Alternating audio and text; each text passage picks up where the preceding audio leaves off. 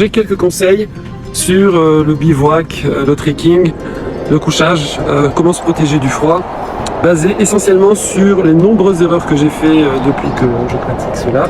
Je vais essayer d'être le plus bref possible, donc je ne vais pas tout développer, je vais juste donner les idées principales, après ce sera à vous de continuer à creuser. Premier point, c'est fuir tout ce qui est humidité, car tous les textiles, le sac de couchage, etc., le matériel perd son caractère isolant. L'humidité, c'est une tente qui est mal aérée, par exemple, c'est un réflexe, on a envie de garder la chaleur, on ferme tout. Un sursac qui est complètement fermé aussi, c'est une deuxième couche de chaussettes, une deuxième paire de chaussettes, une deuxième paire de gants, mais tout ça c'est trop serré, donc le sang ne circule pas bien et il n'y a plus d'air entre les différentes couches, et il y a la condensation, l'humidité due à la chaleur du corps qui s'accumule, donc ça perd son caractère isolant et même on a plus froid à cause de la compression. C'est également les vêtements qu'on ne change pas après une bonne journée de randonnée, et on ne change pas, il faut au moins changer les chaussettes, les sous-vêtements pour avoir des habits secs sur soi. Voilà, donc ça c'est aussi un petit réflexe, c'est de quand on a froid, c'est de mettre la tête dans le duvet et de souffler comme ça, et c'est sûr que c'est super agréable au début, ça réchauffe un peu, mais encore une fois, à court terme c'est bon, mais à long terme c'est une catastrophe, puisqu'on va charger le sac de couchage d'humidité, donc il va perdre son caractère isolant, puisque tous les textiles ou les sacs de couchage, sauf s'il y a une prise USB avec une résistance, ne chauffent pas. Il n'y a rien qui chauffe, c'est que la chaleur de votre corps qui va être conservée, à condition que le caractère isolant du sac ou du textile soit conservé, donc au sec. Deuxième point qui est un peu lié, c'est qu'il faut, votre meilleur allié, c'est l'air. L'air pour qu'il y ait donc cette isolation qui se conserve, qu'il n'y ait pas d'humidité, qu'il n'y ait pas de condensation. Donc il faut des vêtements respirants, il faut des vêtements amples, il faut éviter le kawaii qui sur le moment, c'est vrai, ça réchauffe parce que ça bloque tout échange avec l'extérieur, mais après on est mouillé, on est trempé, et donc on a froid.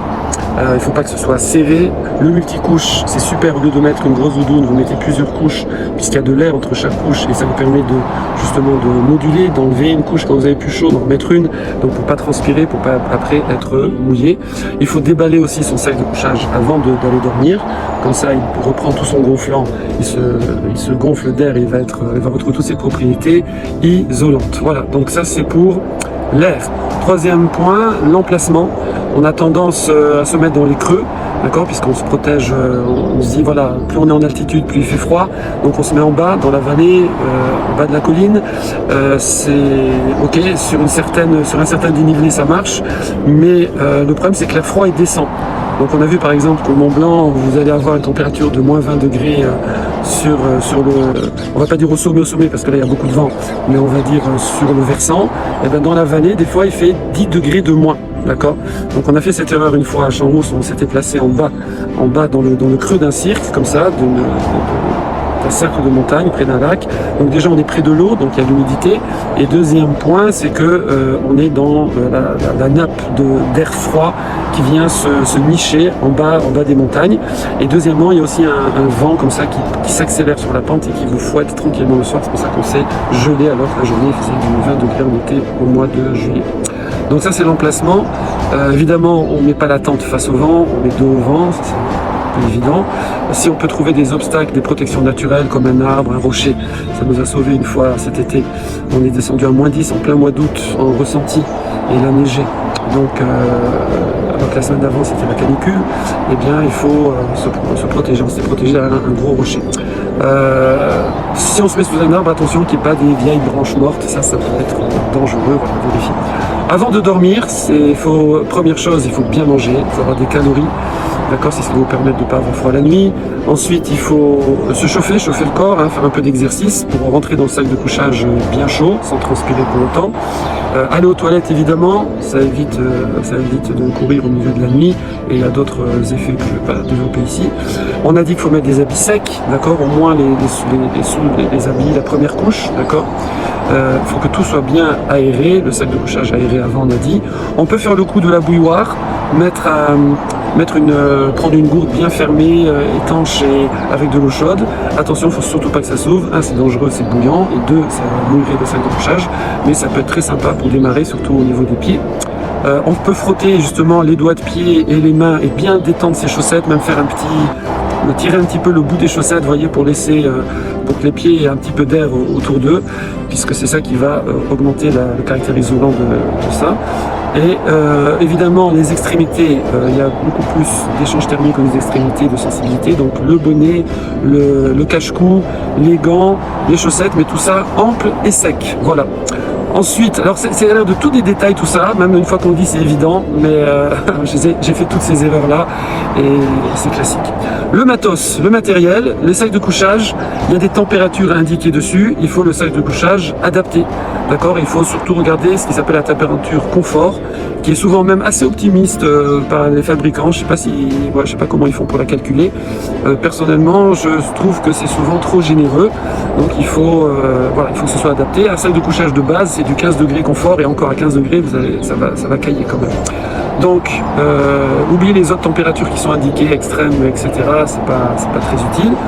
Ensuite, alors maintenant, on peut forcément, plus le sac est performant, est léger et peu volumineux, plus il va coûter très très cher. Les zéros vont vite se pointer. Bon, ben, il faut ce qu'il faut, c'est pour la vie, hein, on en achète un, achetez pas des trucs de mauvaise qualité, attaquez directement pour un truc top, comme ça vous l'avez pour la vie.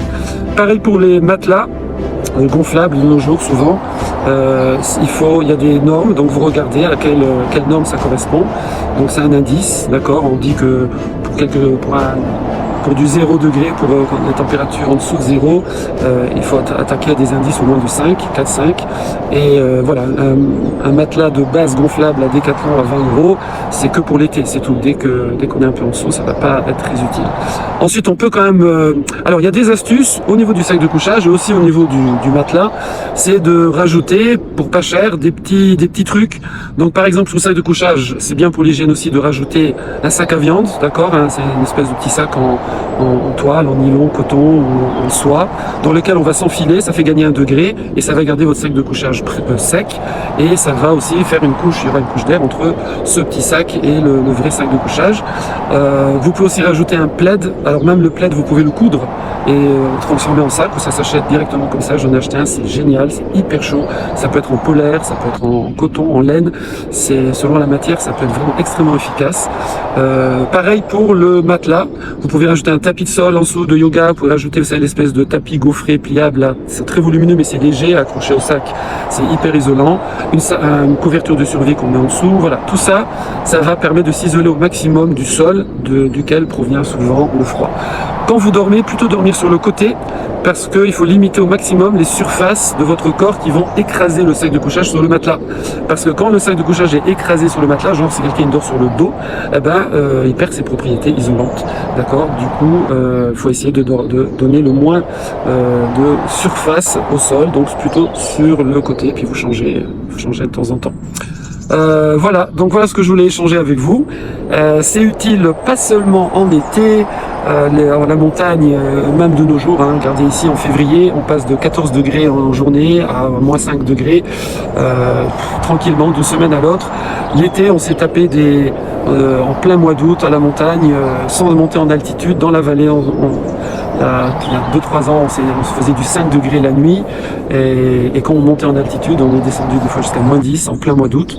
Donc voilà, donc c'est des conseils pour être au chaud et bien dormir, qui sont valables quasiment toute l'année et partout. Alors à bientôt, et alors n'hésitez pas, suivez sur olamisamandé.fr ou sur les réseaux Olamisamandé ou Itzrak Parsi, suivez nos voyages, on fait des petites randos le dimanche, des bivouacs le samedi soir, donc voilà, ça c'est sur le week-end on va dire, et on fait beaucoup de voyages avec des trekking, donc vous êtes les bienvenus, bye bye.